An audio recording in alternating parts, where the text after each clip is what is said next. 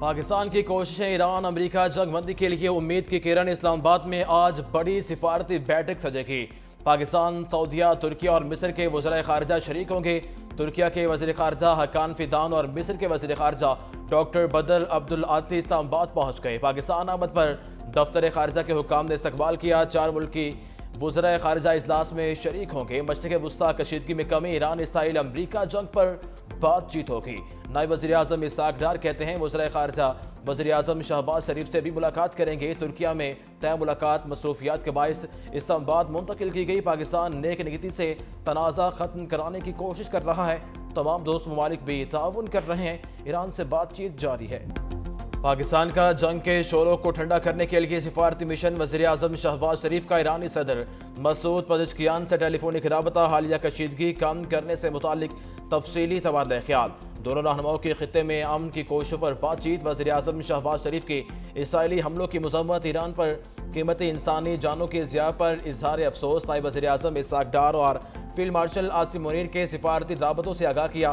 امریکہ خلیجی ممالک سے جاری بات چیت سے متعلق بتایا، کہا مشکل حالات میں ایرانی عوام کے ساتھ پاکستان کی مکمل یکجہتی کرتے ہیں۔ سفارتی رابطوں کا مقصد امن مذاکرات کے لیے سازگار ماحول پیدا کرنا ہے۔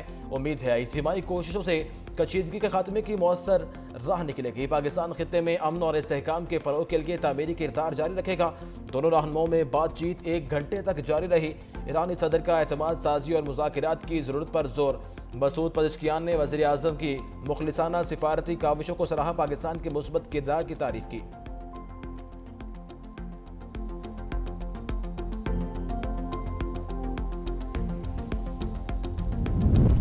ٹرمپ کے ایلچی اسٹیو وٹکوف کا آئندہ ہفتے ایرانی حکام سے ملاقات کا اشارہ، کہا ایران میں بعض لوگ مذاکرات سے متعلق انکار کر رہے ہیں۔ یہاں موجود ہر شخص جانتا ہے کہ ہم مذاکرات کر رہے ہیں۔ بحری جہازوں کو اپنے حرمت سے گزرنے دینا اچھی علامت ہے۔ ایران کے ساتھ امن معاہدہ چاہتے ہیں، قیادت کے طاقت کے ذریعے قیام امن پر بھی یقین رکھتے ہیں۔ دباؤ کے بغیر کسی بھی مذاکرات کو میز پر نہیں لایا جا سکتا۔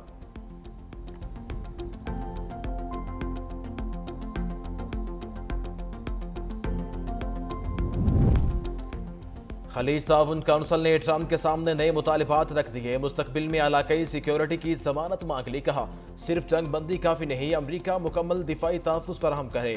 اماراتی پالیسی سینٹر کے صدر ابتسام نے کہا کہ اصل چیلنج ایران کو جنگ روکنے پر آمادہ کرنا نہیں، بلکہ خطے کو ایران سے پیدا ہونے والے آئندہ خطرات سے تحفظ فراہم کرنا ہے۔ کونسل نے زیادہ فعال سفارتکاری اور عملی اقدامات کی ضرورت پر بھی زور دیا۔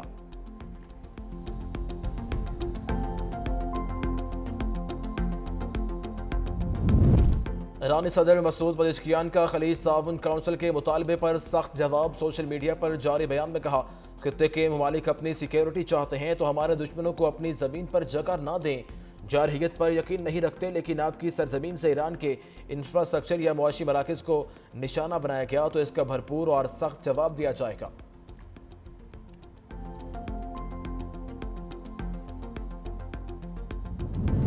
ایران نے اپنے مقاصد حاصل کر لیے، جلد جنگ سے نکل جائیں گے۔ امریکی نائب صدر جے ڈی وینس کا اعلان، کہا صدر ٹرمپ ایران کی عسکری صلاحیت ختم کرنے کے لیے کچھ عرصہ جنگ جاری رکھنا چاہتے ہیں۔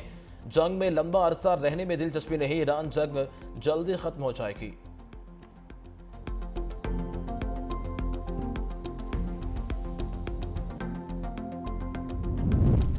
ٹرمپ کی جانب سے سعودی ولی عہد کے لیے نازیبا الفاظ کا استعمال، خطاب میں کہا محمد بن سلمان کو معلوم نہیں تھا، میری چاپلوسی کرنا پڑے گی۔ سمجھتے تھے کہ ٹرمپ بھی دوسرے امریکی صدور کی طرح ناکام آدمی ہوگا، ان کے لیے بہتر ہوگا میرے ساتھ احترام سے بات کریں۔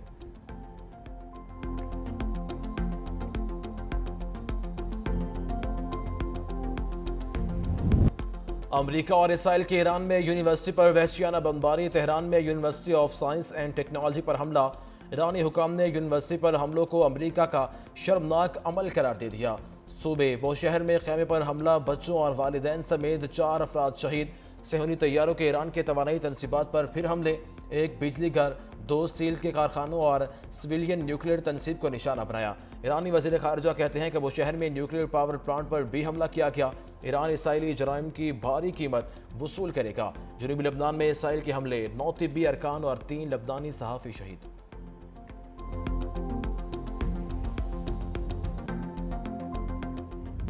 ایران کا امریکی فوج کو بڑا سرپرائز، سعودی عرب نے امریکی تنصیبات پر حملے، پرنس سلطان ایئر بیس پر امریکہ کے کئی ری فیولنگ طیاروں کو نقصان پہنچا۔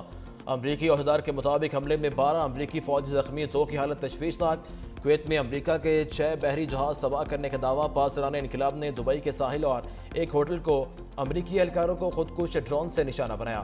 ایرانی حکام کے مطابق دونوں حملوں میں کئی امریکی فوجی مارے گئے۔ بحرین حملے میں امریکی فوجی اڈے پر آگ لگ گئی۔ عمان کی بندرگاہ سلالہ پر ایرانی ڈرون حملے کے بعد آپریشن معطل، ایران کے صہیونی ریاست پر جوابی وار۔ ایرانی حملوں سے 24 گھنٹوں میں 142 اسرائیلی زخمی، 15 کی حالت تشویشناک۔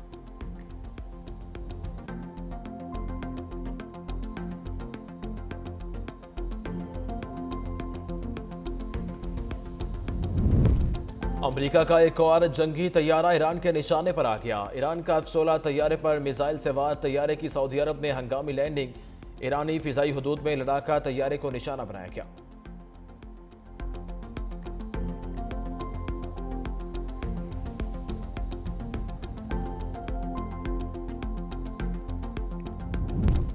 صدر UAE سے یوکرینی صدر کی ملاقات، زیلنسکی کا سیکیورٹی صورتحال پر تبادلہ خیال، دبئی سمیت دیگر شہروں پر حملوں کی مذمت، متحدہ عرب امارات کی سیکیورٹی مزید بہتر بنانے پر بات چیت، اماراتی ایئر اسپیس کو مزید محفوظ بنانے کی نئی حکمت عملی پر غور، یوکرین کے صدر زیلنسکی نے قومی دفاعی ماہرین کی خدمات کو سراہا، قطر اور یوکرین کے درمیان دفاعی تعاون کا معاہدہ طے، قطری وزارت دفاع کے مطابق یوکرین میزائل اور ڈرون نظام سے نمٹنے کے لیے قطر کو تعاون فراہم کرے گا۔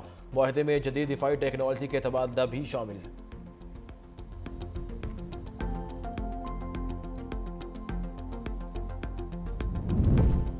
اسحاق ڈار کے سفارتی ریڈار نے نئے سگنل پکڑ لیے، نائب وزیر اعظم کا قطر کے وزیر اعظم سے ٹیلی فونک رابطہ، خطے کی صورتحال پر تبادلہ خیال، اسحاق ڈار کے انڈونیشین ہم منصب سے بھی ٹیلی فونک گفتگو، علاقائی اور عالمی صورتحال پر بات چیت۔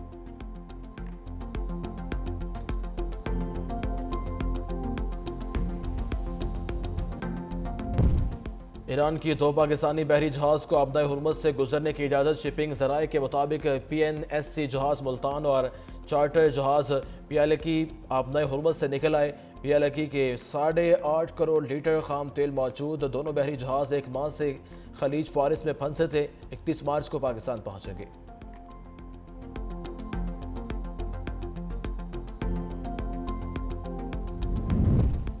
پاکستان اور ایران کے درمیان مفاہمتی تجارت میں اہم پیش رفت، ایران کو چاول، سمندری خوراک، گوشت، سبزیوں اور فارماسیوٹیکل مصنوعات کی برآمد کی اجازت، اسٹیٹ بینک ضوابط اور بینک گارنٹی LC شرائط میں عارضی طور پر نرمی کر دی گئی۔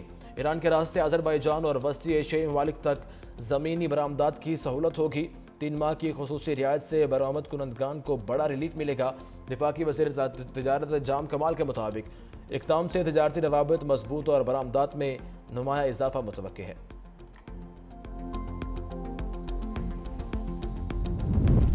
پاکستان نے بھارتی الزامات کو گمراہ کن اور حقائق سے انحراف قرار دے دیا۔ ترجمان دفتر خارجہ کے مطابق بھارت اقلیتوں کے خلاف امتیازی سلوک چھپانے کی کوشش کر رہا ہے۔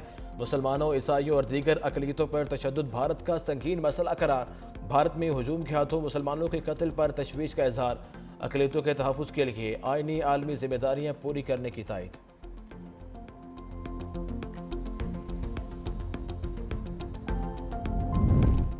غزہ بورڈ آف پیس میں پاکستان کے رہنے کا اخلاقی جواز نہیں رہا، امیر جماعت اسلامی حافظ نعیم الرحمان کا بورڈ آف پیس سے نکلنے کا مطالبہ، کہا زائنسٹ رجیم سے کسی طور خیر خواہی کی توقع نہیں، پاک سعودیہ دفاعی معاہدے میں ترکی اور ایران کو شامل کرنے کا مطالبہ۔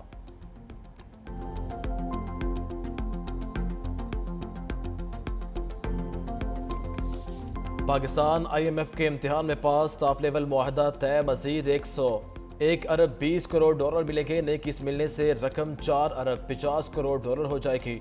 IMF بورڈ کی منظوری کے بعد رقم جاری ہو گئی۔ اعلامیہ کے مطابق مشرق وسطیٰ کشیدگی سے معیشت کو خطرات لاحق ہیں، اسٹیٹ بینک مہنگائی کنٹرول کے لیے سخت پالیسی جاری رکھے گا، ضرورت پڑنے پر شرح سود مزید بڑھائی جا سکتی ہے، ٹیکس نظام بہتر بنانے کے لیے اصلاحات جاری ہیں، غریب عوام کے لیے بے نظیر انکم سپورٹ پروگرام میں توسیع کی گئی، پاکستان کی معیشت میں بہتری، مارکیٹ اعتماد بحال ہونے لگا، پاکستان میں مہنگائی اور کرنٹ اکاؤنٹ خسارہ قابو میں رہا، زر مبادلہ ذخائر میں اضافہ، معاشی استحکام بہتر ہوا، توانائی قیمتوں میں اتار چڑھاؤ مہنگائی بڑھا سکتا ہے۔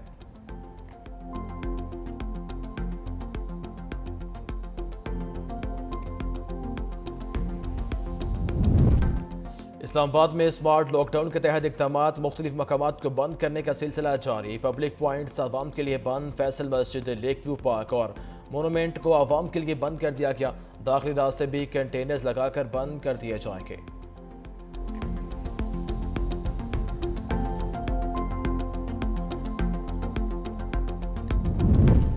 خبریں لیک کرنی اور علی امین گنڈابور کی سپورٹ پر ایکشن۔ کے پی ہاؤس اسلام آباد میں تبادلے، وزیر اعلیٰ سہیل افریدی نے سیکیورٹی کے نام نچلے درجے کے ملازمین کی چھانٹی کر دی۔ مالی، کچن ملازمین، سیکیورٹی گارڈز اور ویٹرز کے تبادلے۔ سہیل افریدی کی ہدایت پر 142 سے زائد ملازمین کے تبادلوں کا نوٹیفیکیشن جاری۔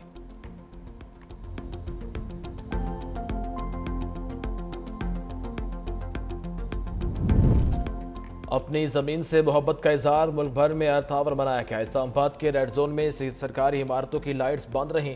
پارلیمنٹ ہاؤس، ایوان صدر اور سپریم کورٹ کی بتیاں گل۔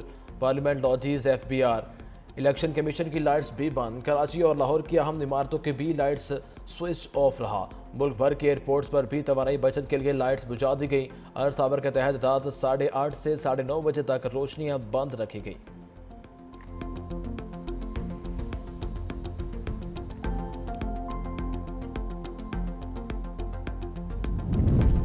نئی گندم خریداری پالیسی کا مقصد کاشتکاروں کے مفادات کا تحفظ کرنا ہے۔ سینئر وزیر سندھ شرجیل انعام نیمن کہتے ہیں 1 اپریل سے صوبے کے 109 مراکز پر گندم کی خریداری شروع ہو گئی۔ فی من گندم کی امدادی قیمت 3500 روپے مقرر کی گئی۔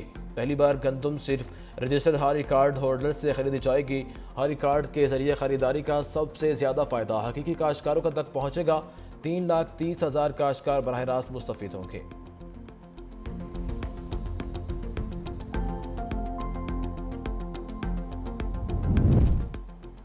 وزیر اعلیٰ خیبر پختونخوا کی زیر صدارت سالانہ ترقیاتی پروگرام پر اجلاس۔ سہیل افریدی کی ماڈل سکولز اور کالجز کے قیام کے لیے منصوبہ تجویز کرنے کی ہدایت۔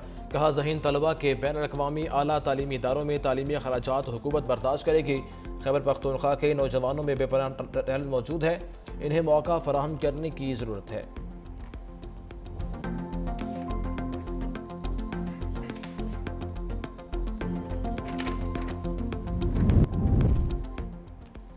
گجرات میں انسانیت بھی شرما گئی۔ نواحی گاؤں ٹپالیا میں شوہر کے سامنے بیوی سے اجتماعی زیادتی۔ پولیس ذرائع کے مطابق میاں بیوی پارک سے واپس آ رہے تھے۔ ملزم موٹر سائیکل سے اتر کر کھیتوں میں لے گئے۔ شور مچانے پر جان سے مارنے کی دھمکیاں دیتے رہے۔ خاتون کو زیادتی کا نشانہ بنا کر فرار ہو گئے۔ واقعے کا مقدمہ تھانہ ڈنگا میں درج۔ پولیس کا ملزمان کو گرفتار کرنے کا دعویٰ۔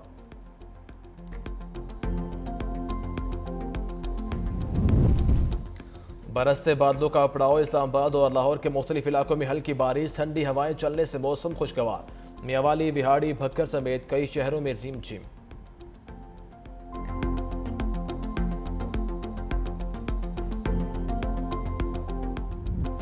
پی ایس ایل میں زور کا جوڑ، پشاور زلمی نے راولپنڈیز کو 5 وکٹوں سے مات دے دی۔